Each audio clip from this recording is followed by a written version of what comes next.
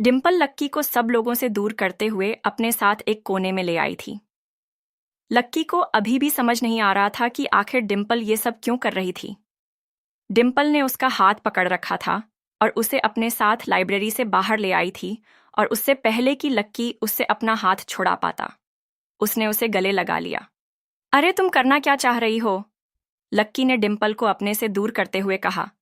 क्या तुम्हें सच में 1.5 लाख रुपए की लॉटरी लगी है? डिम्पल ने लक्की की ओर देखते हुए कहा।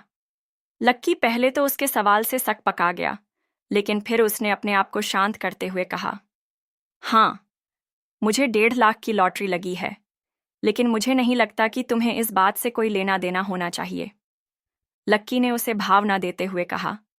वो मन ही मन समझ गया था कि आखिर डिम्पल उसके पास क्यों आई थी और वो क्यों उससे इतना ज्यादा चिपक रही थी।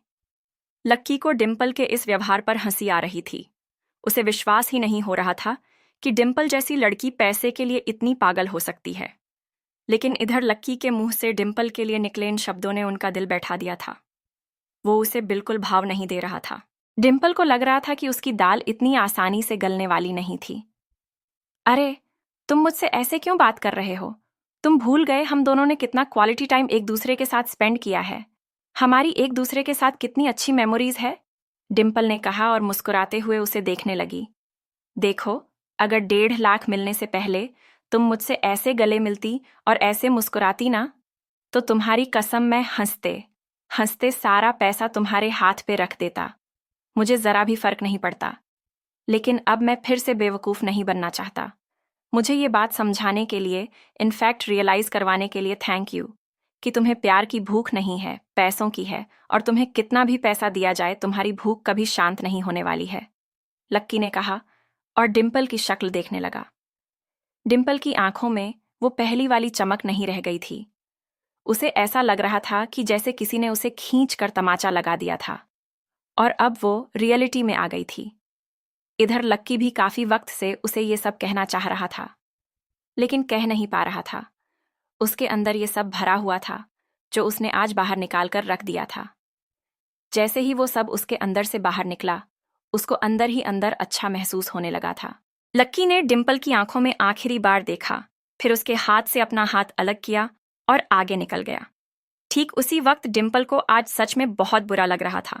उसे लग रहा था कि लक्की ने उससे जो कहा वो बहुत ही ज्यादा था। उसे इस चीज का बुरा नहीं लग रहा था कि उसने लक्की के साथ ब्रेकअप कर लिया था। उसे इस बात का बुरा लग रहा था कि अगर वो लक्की के साथ थोड़े दिन बाद ब्रेकअप करती तो शायद वो 1.5 लाख रुपए उसके हो जाते।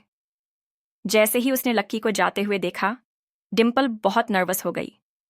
अगर आज उसने ये मौका गंवा दिया तो फिर उसे जिंदगी भर इसका पछतावा होने वाला था। इसका मतलब ये भी था कि लक्की के 1.5 लाख पर उसका हक नहीं था। लक्की, डिम्पल जोर से चिल्लाई। चाहे जो भी हो, आज वो अपना इतना बड़ा ईगो साइड में रखकर उससे मिलने के लिए आई। उसने उसकी ड्रेस पहनी, उसने उसे गले लगाया। वो इतनी आसानी से अपने 1.5 लाख रुपए को जाने नहीं देने वाली थी। उसने देखा कि उसकी आवाज लेने के बाद लक्की रुक गया। डिम्पल जोर से भागी और लक्की को पीछे से गले लगा लिया और अपना चेहरा उसकी पीठ में ढंसा दिया। लक्की, तुम बदल गए हो। अब तुम वो लक्की नहीं रहे जिससे मैंने प्यार किया था। तुम्हें क्या हो गया है? तुम इतने रूड क्यों हो गए हो? डिम्पल ने कहा। लक्की ने उसकी बात का कोई जवाब नहीं दिया। डिम्पल ने लक्की के शरीर को पकड़ रखा था, लेकिन लक्की उसकी छुअन को बर्दाश्त नहीं कर पा रहा था। जब डिम्पल को लगा कि वो अभी भी पिघलने को राजी नहीं था, तो डिम्पल ने उसे मनाने के लिए कहा, लक्की, मैंने तुमसे इसलिए ब्रेकअप किया क्योंकि मैं नहीं चाहती थी कि मेरी वजह से तुम्हारा नुकसान हो। मैं ये सब सिर्फ तुम्हारे भले के लिए ही कर रही थी। डिम्पल बोलते हुए अब लक्की के पीछे से उसके सामने आ गई थी। उसकी आंखों में एक अजीब सा कॉन्फिडेंस था, जिसके दम पे वो लक्की को पिघला देना चाहती थी। उसने आगे कहा, पहले जो हम दोनों एक दूसरे के साथ थे तो तुम मेरे लिए बहुत मेहनत करते थे। तुम मेरे लिए गिफ्ट्स लाते थे, कॉस्मेटिक्स लाते थे, कपड़े लाते थे, मुझे बाहर घुमाने ले जाते थे, खिलाते थे, और मैं जानती हूँ कि इस वजह से तुम्हें बहुत सारा इधर उधर का काम करना पड़ता था। जब तुम्हें ऐसे परेशान होते देखा ना, तो मुझे बहुत बुरा लगा। मुझे लगता था कि मुझे भी कोई काम करना चाहिए, इसलिए मैं राहुल की कंपनी में पार्ट टाइम जॉब करने लगी। लेकिन फिर मुझे लगा कि अगर मैं जॉब कर ही रही हूँ तो फिर मैं तुम्हें टाइम नहीं दे पाऊंगी। इसलिए थोड़े दिन सोचने के बाद मैंने तुमसे ब्रेकअप कर दिया लक्की। अच्छा, सच में? लक्की ने डिम्पल से पूछा। उसे ब्रेकअप का ये रीजन तो काफी स्ट्रांग लग रहा था। तुम्हें अभी भी मेरी बात पर विश्वास नहीं हो रहा? डिम्पल ने और गंभीर भाव अपने चेहरे पर लाते हुए पूछा। उसने देखा कि जब उसकी बात सुनकर लक्की चुप हो गया था तो उसकी आंखों में हल्की सी चमक आ गई थी। उसने उसे मनाने के लिए आगे कहा, लेकिन अब सिचुएशन चेंज हो गई है। अब तुम्हारे पास मतलब हमारे पास पैसे हैं लक्की, इसलिए अब तुम्हें भी और मुझे भी काम करने की कोई ज़रूरत नहीं है और ना ही हमें और पैसों की ज़रूरत है। लक्की उसके मन के भावों को समझ पा रहा था। जितना वो बोलती जा रही थी उतनी लक्की को उसके ऊपर घिन्न आ रही थी। इससे पहले कि वो आगे कुछ बोलता, डिम्पल ने कहा, लक्की, अब तुम्हें समझ आया कि मेरा ब्रेकअप के पीछे इंटेंशन क्या था? लेकिन अब तुम्हारे पास पैसे हैं तो अब हमें चिंता करने की कोई ज़रूरत नहीं है, डिम्पल ने कहा और बेचारी नज़रों से लक्की की ओर देखने लगी। कहीं तुम मेरे साथ फिर से इसलिए तो नहीं आना चाहती हो क्योंकि मेरे पास अब पैसे हैं?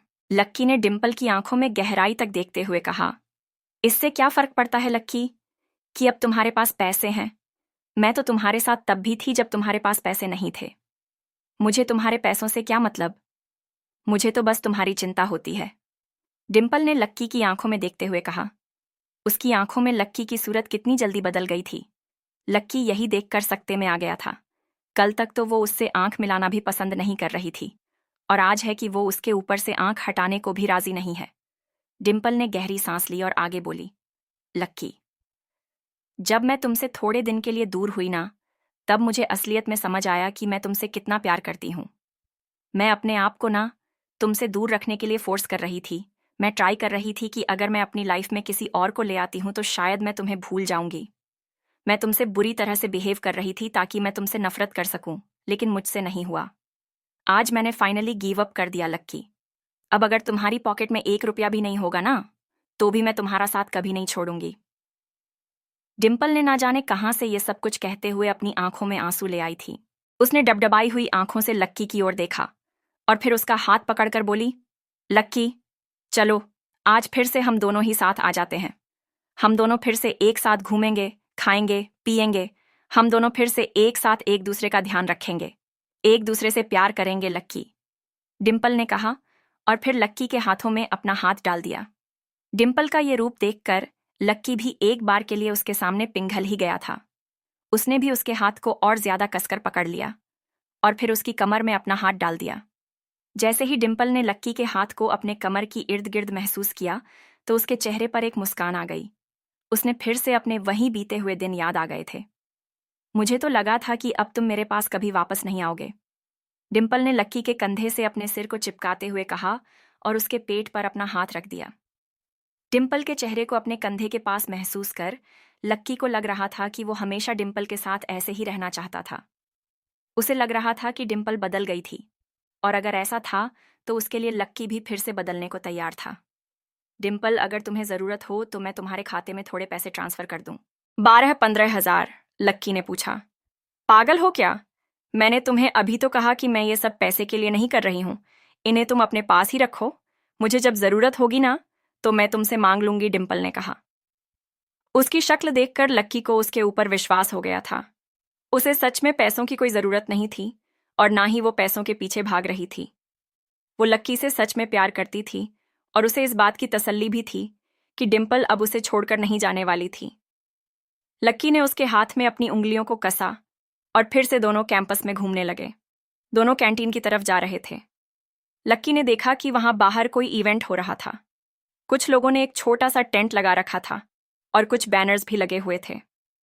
दोस्तों, हम लोग कॉलेज के पीछे वाली बस्ती से आए हैं। हम लोग उस बस्ती में रहने वाले बच्चों की पढ़ाई के लिए पैसा इकट्ठा कर रहे हैं। उन्हें स्कूल जाने में बहुत दिक्कत होती है। उन्हें अपने माँ बाप के साथ काम पर जाना पड़ता है और इसलिए वो स्कूल नहीं जा पाते। इसीलिए हम आपकी मदद चाहते हैं। आपके छोटे से डोनेशन से उन बच्चों का भविष्य सुधर सकता है, एक लड़की ने कहा और फिर लक्की और डिम्पल के पास आकर खड़ी हो गई। उसने लक्की के हाथ में एक पर्चा थमा दिया और उम्मीद भरी नजरों से उसे देखने लगी। लक्की ने उस पर्चे को देखा और बोला, आप लोग एक अच्छा काम कर रहे हैं, इसलिए मैं डोनेट करना चाहता हूँ। लक्की ने मुस्कुराते हुए कहा, थैंक यू, आप क्यूआर कोड को स्कैन कर सकते हैं। ये सीधा हमारे बैंक अकाउंट से लिंक्ड है और पैसा सीधा हमारी संस्था के पास चला जाएगा। उस लड़की ने लक्की के हाथ में एक कोड थमाते हुए कहा। लक्की ने उस कोड को अपने फ़ोन में स्कैन किया और फिर अपने फ़ोन से अमाउंट डालने लगा। डिम्पल चोर नज़रों से ये देखने की कोशिश कर रही थी कि लक्की कितने पैसे देने वाला था, लेकिन उससे पहले ही उसने पासवर्ड टाइप करना शुरू कर दिया था। 1,30,000 रुपये प्राप्त हुए। पीछे से एक मधुर सी रोबोटिक आवाज़ आई। जैसे ही सब लोगों ने ये सुना, सब लोग उस स्पीकर की ओर देखने लगे। इतना बड़ा अमाउंट तो कभी भी किसी ने डोनेट नहीं किया था। डोनेशन लेने वालों को अभी तक इतना डोनेशन भी नहीं मिला था जितना एक बार में ही मिल गया था। बाकी के लोग 10, 20 या 50 रुपए ही दे रहे थे, लेकिन यहाँ तो सीधा 1,30,000 रुपए आ गए थे। सब लोग ये जानने के लिए बेताब थे कि इतने पैसे आखिर किसने दिए थे। वो लड़की लक्की के पास आई और उसने पूछा, क्या आपने ये डोनेशन दिया है? जी हाँ, मैं उन बस्ती के बच्चों की दिल से मदद करना चाहता हूँ, लक्की ने कहा। जैसे ही लक्की के मुंह से ये बात निकली, सब लोग उसे घेर कर खड़े हो गए। सर, आपका नाम क्या है? मैं आपका नाम संस्था में लिखवाकर आपको सम्मानित करवाना चाहती हूँ, उस लड़की ने कहा। नहीं, उसकी कोई ज़रूरत नहीं है। मैं सिर्फ बच्चों की मदद करना चाहता था। इससे ज़्यादा मुझे और कुछ नहीं चाहिए, लक्की ने कहा और मुस्कुराने लगा। बाकी के लोग उसके इस एटीट्यूड के फ़ैन हो गए थे। सब लोगों को लग रहा था कि लक्की वाकई एक बहुत अमीर आदमी था। लक्की ने एक बार सबको देखा और फिर डिम्पल की ओर देखकर बोला, डार्लिंग चले। लक्की, तुमने 1,30,000 रुपये डोनेट कर दिए। डिम्पल ने जब से उस स्पीकर पर वो आवाज़ सुनी थी, तब से उसका दिल बैठ गया था। वो जहाँ खड़ी थी, वहीं की वहीं जम गई थी। हाँ, 1,30,000 रुपये डोनेट किया, लक्की ने कहा और फिर डिम्पल के हाथों को अपने हाथ में लेते हुए बोला, अभी तुमने ही तो कहा था कि तुम्हें इस बात से कोई फ़र्क नहीं पड़ता कि मेरे पास पैसे हैं या नहीं। तुमने बोला था ना कि तुमने तो मुझे तब पसंद किया था जब मेरे पास पैसे नहीं थे। इसलिए तुम्हारे दिल में मेरे पैसों के लिए नहीं, बल्कि मेरे लिए प्यार है। मुझे भी तुम्हारा साथ चाहिए डिम्पल। पैसे का क्या है, आज है कल नहीं है, लेकिन अगर तुम साथ हो तो जिंदगी में सो गया। और मेरा पैसा अगर किसी अच्छी चीज़ के लिए काम आ रहा है तो ये तो अच्छा ही है ना। हमें तो खुश होना चाहिए कि हमारी वजह से आज कोई बच्चा पढ़ पाएगा। और तुम चिंता मत करो, मेरे पास अभी 5,000 रुपये और रखे हुए हैं। हम कैंटीन चलते हैं, समोसा और कोल्ड ड्रिंक। मेरी तरफ से हमारे पेचअप की एक छोटी सी पार्टी, लक्की ने कहा और डिम्पल की आंखों में देखने लगा। डिम्पल को महसूस हो रहा था कि वो कितनी बड़ी गद्दी थी जो फिर से इस पागल के चक्कर में पड़ रही थी, लेकिन उसके सामने इतनी प्यार मोहब्बत की बातें करके वो एकदम से मुकर भी नहीं सकती थी।